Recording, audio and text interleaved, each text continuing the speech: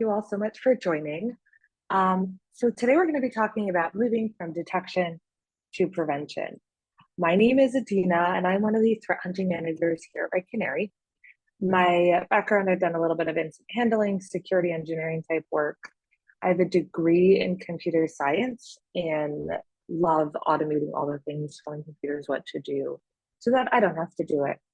I am also one of the maintainers of Surveyor, which is a really cool cross-platform baselining tool that allows you to baseline your environment, threat hunt within it.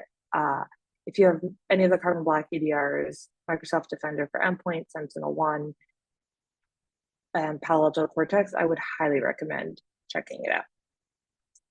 So today we're going to be talking about detection and prevention and kind of how do we achieve balance between the two of those? So I want to start off with a story. So this is a story that has happened to me. It's likely happened to many of you. I've done it. I've seen it done here at Canary, where you're doing your job, right? You're scrolling through Reddit, your RSS feeds, whatever, Twitter, X, or like staying on top of the security news. And you come across all of a sudden, right, this like critical vulnerability or threat. Like everyone's talking about it, and you're like, oh boy, here we go. I know my managers are going to look, like upper management is going to look at it. They're going to ask about it. We need to know for ourselves, is this going to impact us, right? And so you start compiling an email and you to all of your vendors and you say your firewall vendor, your AV, your internal teams, like everyone. And it looks something like this. It says, dear vendor, we recently saw whatever the CVE is, whatever the threat is. Do you have any signatures to detect this exploitation? And then you wait for the response. Everyone comes back and they say, yes, we have detections. No, we do not have detections yet. We're in the middle of it. We'll let you know when we have them. And you take all these responses and then you pretty them up and send it to your upper management. You say, our risk for this threat is low because everyone has detection capabilities, or our risk is high because folks don't have detections yet, or somewhere in the middle, right? And what are we doing throughout this whole process? We're really focusing on detection. And why do we do that? We've invested in our security products and we want to know that they're working. They're staying up to date. They're being, security of today is not the same security of 3 months ago, a year ago. There's definitely things that we have to, right? Like the adversary is always adapting. And so we want to make sure that our security products that we've invested in are staying up to date. We also want to know if we'll know that we're impacted, right? We need to know it's not okay for us to find out from a third party that we've now been targeted by this threat, right? We want to know if we're going to be impacted by it. And the reason I want to kind of dig in most and talk about here is that we don't know our trust or prevention controls enough. And why is this, right? We originally started with a prevention mindset. We had this perimeter prevention of don't let them in. So we had our antiviruses, we had our IPSs, we had our WAFs, and we set it and forget it. We didn't spend the time and effort properly tuning the products, and it just didn't work, right? In 2011, the Mandiant M-Trends report was literally titled When Prevention Fails. And in it, it said, it's not acceptable to rely on preventative measures anymore. The most revealing difference is that when you combat the APT, your prevention efforts will eventually fail. And it's not just the APT that was, targeting companies and getting through. The Verizon DBIR report in 2008 shared that most breaches go undetected for quite a while and are discovered by a third party rather than the victim organization. Attacks tend to be of low to moderate difficulty and largely opportunistic in nature rather than targeted. So on both the commodity malware and the APTs, like on both sides, our preventions were not working. And so we went the opposite way. We said, we need visibility. We need to see everything going on in our environment. And so we got our EDRs. We have our SIMs, we have logging everywhere. We set it and forget it, right? We ship everything to the SIM. We don't know,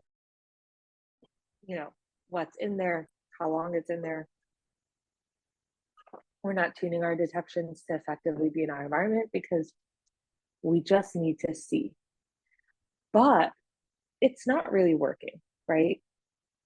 And when we have detection, when we're focusing on detection, right, we're playing whack-a-mole. So we have our detection, adversary does XYZ, we set up a detection, they change it to, VYZ, and we have to create a new detection. We're constantly kind of keeping up with what they're doing.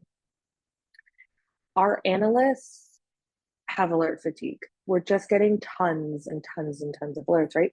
Because we need to alert every time encoded PowerShell runs in our environment, because what happens if the one time it's done by an adversary, we miss it? We don't have that alert in place, right? And so our analysts are reviewing tons and tons of alerts, hundreds of alerts that are legitimate. And so it's very easy to kind of just let them up, seen this, yes, this is fine, and kind of forget about or not even notice the alert that's actually the one that we want, because they're just drowning.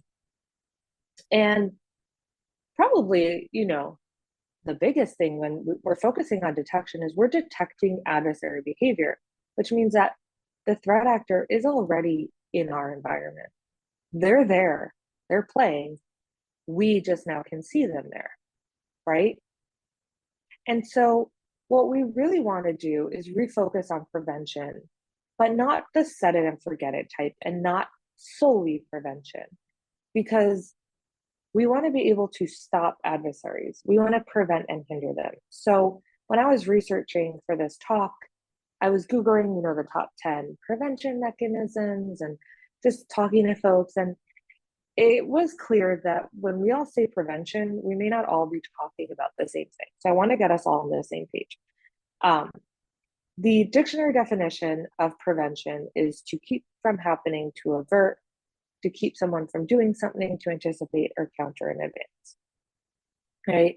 I saw pen tests were considered a prevention mechanism. But really, in its simplest form, we're just anything that we can do to slow down the adversary, to stop them from doing exactly what they want, is a prevention. Another way to think about it is we want to engineer hostility in our environment. So if anyone has ever tried to run malware in a VM, right? For some reason, VMs are always way more secure than our corporate endpoints, right? You run this malware in your VM and you're just getting hit left, right, and center with security controls that are preventing it from being blocked. And it's super frustrating and annoying. It's like a hostile environment for the malware to run, right? That energy, that kind of like frustration is what we want to give to our adversaries. We want it to be hostile to them. Another way to think about this is for those of you who have seen Home Alone. So the kid is sitting at home and he sees the robbers outside and he's like, they're gonna break in, right? So instead of going and making sure the doors are locked and the windows are locked, not making it easy for them to get in, but then going and hiding under the bed and putting a bell outside his door so at least he can detect them when they get closer to him, right? What does he do? He tries to prevent them from coming in, but then throughout the house, he sets up these elaborate traps. And so they're walking around the house all scared. Like every step they take is like, what is going to happen now? Right? That kind of thing. Like, let's trap our adversaries, make it hostile, that everything they're doing, they're like, is this going to get me caught? Am I even going to be able to do this? And when we focus on prevention with this mindset, we get to be intentional. And because we're blocking the adversary from doing what they want, right? We're hindering them. We're not just detecting them. We're forcing them to change. We're forcing them to adapt. And small changes can have big impact, which we'll talk about and see later how that works. So how do we achieve a balance between prevention and detection? Because we don't, we said earlier, right? Like focusing on just prevention is not good. We need that visibility, But having just visibility without prevention is also not good, right? Like they're both not serving us. So how do we achieve like a feedback loop? And the way to think about this is in a video I saw on YouTube by Ryan Macbeth. He says you want to present to your adversaries a dilemma, not a problem. So this was a video on landmines, and the way he explained it is that a problem has one or more solutions. There's a clear path with like a better outcome for the adversary. A dilemma has multiple solutions, but they're all equally not good, or most equally not good, right? So with the landmine, it's if you have a base and folks are coming to attack you, so you're shooting at them, so they have a problem. They can either try to advance and potentially get shot at, or they can retreat and save their lives. So that's a problem for them. Now, if you take your base and you put a minefield around it, the adversary comes in to attack you, right? So now there's a few different courses of actions they can take, but there's no clear winner, right? They can keep coming forward, potentially get shot at by you, or step on a mine. Not good option. They can stay where they are, potentially get shot at by you, but they're not stepping on a mine, right? Or they could try to retreat, but it's a minefield. So maybe on the way out, they'll step on a mine, right? So they have different courses of actions, but they're not necessarily good. And so bringing that analogy to prevention and detection, right? We want that our adversary comes in and they can try to go right, and maybe they'll get hit with the brick wall of prevention. They can try to go left, and there's a detection in place there. And we can see that we're not now drowning in detections because we have our prevention. So we see that detection and can act on it and kick them out really fast. But either way, they're like, which way do I want to go? Am I going to get blocked, or am I going to get noticed? And so when do you want to prevent? When do you want to detect? Like how do these work together?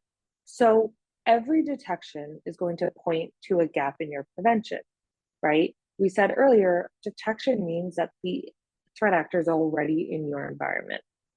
And so if they're already there, they're doing something, that means you didn't prevent them from doing it, right? If you have a prevention and it occurs after initial access, you likely want a detection. So if you've blocked lateral movement, if you've blocked privilege escalation, right? So the adversary isn't able to do that. You probably still want to know that they got in the first place and they attempted it. And this doesn't necessarily answer the when to detect, when to prevent, but right, we're not going to be able to be complacent. We can't set and forget it. So we can't say, I have a detection for this, I have my prevention for this, I'm going to go on vacation now for the rest of my career, right? Set. No, adversaries are adapting, and so we're going to have to continuously adapt as well. So if we go back to that story time, right, we see this new threat, this new vulnerability. So now we can change the questions that we're asking. So we can ask, instead of, hey vendor, hey team, can we detect this? Say, how can I prevent this? If I prevent it, do I want to know when someone attempts it? And if I can't prevent it, then how can I detect it? So we're not going straight into that detection focus. We're not going to go straight into the prevention focus. We're going to mix the two and say, can I prevent it? Do I want to detect it? And then work from there. So let's see an example of this. So let's say we have our threat is that we're concerned about is compromised user credentials. So a user's password, right? Got compromised. So if you just have username and password to log in, so their password gets stolen, they log in, right? You find out about it. Now you have to kind of do a whole analysis of what was accessed while it was compromised. What did they do? Reset the password, revoke active sessions, right? Like it's a bigger deal. So we're going to put a prevention in place. If a user has a password, how can I prevent and minimize the risk to my organization? I'm going to implement MFA. But I still want to know when a user's password was compromised, right? Because I I don't want that risk, right? But it doesn't have to become a thing. So we implement MFA, which is our prevention from the threat actor getting into our environment. But then we have detections in place that say, hey, when MFA is denied, let me know. If there's MFA exhaustion occurring, let me know, right? And when we do these detections, we get them. Oh, must be the user's password was compromised. Let's go send them a password reset and move on with our day. So where do you start kind of focusing, where's a good place to start, right? And honestly, the best place is revisit past incidents. What's impacted your environment, right?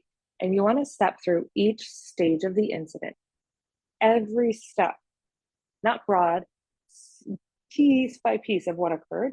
We're going to ask ourselves those three questions. How can I prevent this? If I prevent it, do I want to know when someone attempts it? And how, if I can't prevent it, how do I detect it? And then this is always easier said than done, but we're going to go and implement that prevention control. And if the detection is necessary, we're going to create that logic, right? Some of our prevention controls are going to be broad company-wide initiatives that will need business buy-in. Those, right, will take longer to implement, possibly, probably. And others can be these smaller prevention things, just things that we want to stop threat actors from doing.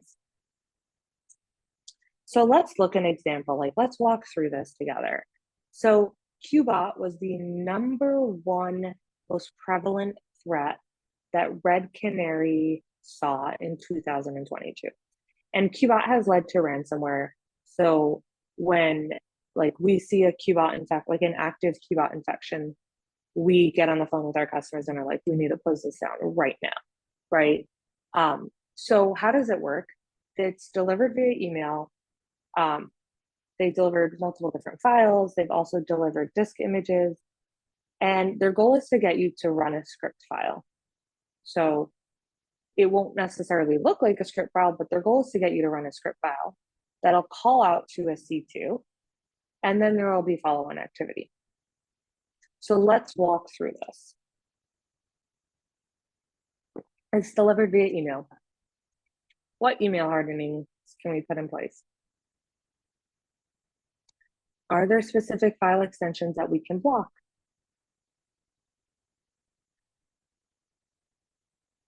Then if they're delivering disk images, which do people need to be delivering disk images to your org if it's via email?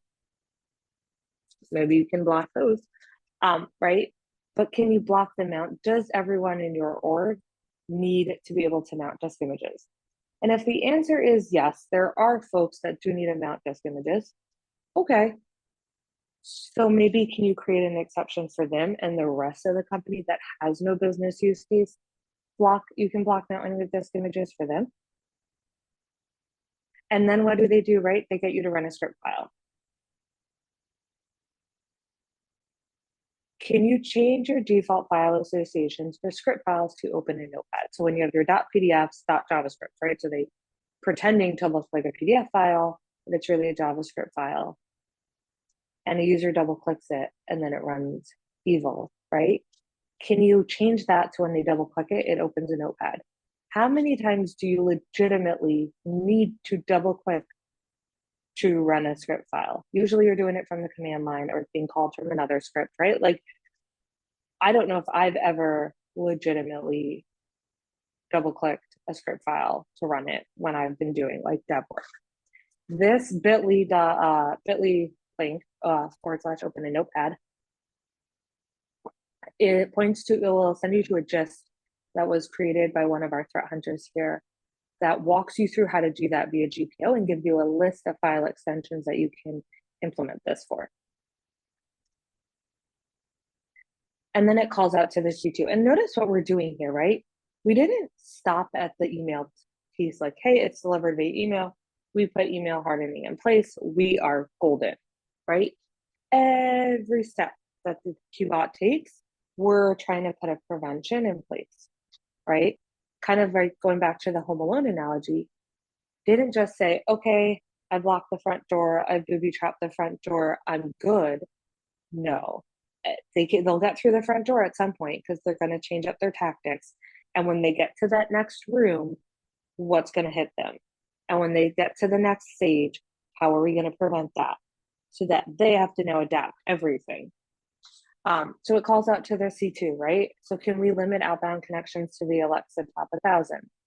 Can we block top level domains? Is there any reason that you need to be accessing .xyz domains in your environment? Can you block newly registered domains? Do you need access to those, right?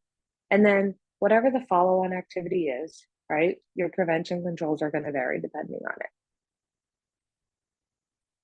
This was a quote in our threat detection report on QBot, and it says, QBots are typically delivered via email, and in 2022, they had to experiment with a variety of file types to deliver their payloads, likely in response to additional security controls implemented by Microsoft throughout the years. So we have seen that QBot had to adopt based on security controls. How amazing would it be if we had similar statements like this for all the threats, right? And not just because Microsoft implemented security controls, but we saw QBot have to, experiment, or any of them, saw Foolish, Bootloader, right? Because they just kept getting blocked. Organizations had preventions in place. So let's talk now about when we do this, right? We can do these small changes and it'll have compound impact. So this is the top threats that were seen by Red Canary in the past, in 2022, right? So the top most prevalent threats. So QBot's in there. And so if we say, okay, we're going to change the default file extensions for script files to open a notepad, right? Because we saw that in QBot, like that's a prevention we're going to put in place. We have now impacted sock ghoulish, ad search, bootloader. Those are three other threats that leverage that same behavior of trying to get you to run script files.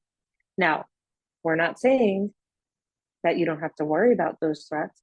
We're just saying that by taking that one action, that small preventative action, that should have minimal to no business impact, right? We have hindered 4 out of the top 10 business most prevalent threats. Raspberry Robin and Gamaru, those are both USB worms that are spread via USB. Are there USB hardening things that you can do in place that will now impact those, right?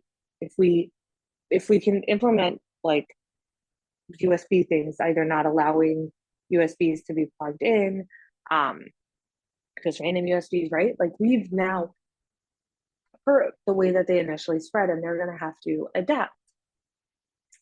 And going into more of like lateral movement later stages, right? Impacket and Emotet. So Impacket is a collection of tools, Python scripts that is favored by pen testers and adversaries, although they have very different use cases. So we've seen like pen test teams will run Impacket. They'll do like dump credentials, and then the adversaries get it and they're like run ransomware, looking for different things, right? But Emotet and Impacket both leverage inbound SMB connections to be able to move around the environment. Is there any reason that workstation to workstations should be able to communicate via SMB? Maybe your workstations to your file server makes sense, right? The outbound SMB connection, but do they need to accept SMB connections? If you can block inbound SMB connections in your environment, we've hindered Impacket and Emotet's ability to move laterally, right? And with 3 small prevention things, right?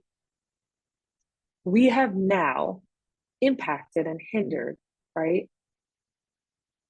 The majority of the most prevalent threats that Red Canary saw in 2022.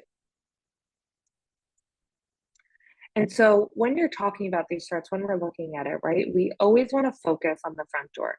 Like start at the front door, and then we're going to work our way inwards. And we want that the adversary's face looks like this, right? Like we want them to be like, what on earth is going on here? Why can't I do anything? We want our environment to be hostile to them. And perhaps one of the most important things we could do is validation, right? We started off with perimeter prevention. We would set it and forget it. So we don't trust our prevention controls. We knew they weren't working. We moved to detection. We set it and forgot it, right? And so now we want to trust but verify. We want to be able to trust that our prevention controls are working by verifying that they are working, right? So the next threat, the next vulnerability that comes out, we can say, okay, our risk is lower because we have these prevention controls in place and we know that they work. So one way we can do this is using atomic red team. Usually atomic red team is used to validate your detection controls, right? You try to run a specific TTP, and then it runs. You say like, did I get a detection for it? Where do I see this activity in my environment, right? It's very helpful to get visibility on, or to understand what visibility you have on various TTPs. But let's flip it, right? Run your atomic red team tests to try, like, I think they're called atomic tests, sorry. Run your atomic tests to try these TTPs and let it fail. And then when it fails, you're like, yes, my prevention controls are working. Thank you so much. Are there any questions? So we have a question. Do you ever use Remediator Navigator to get a picture of optimum converged tactics to address, get the most ROI in preventative efforts? That is a really good option. I have personally not used it. I know we use it from like a detection at Red Canary, like here where we did like where our detections kind of sit, but I love that idea. I'm gonna look into that. Thank you so much for attending. Thank you, Adina, and have a great day, everyone.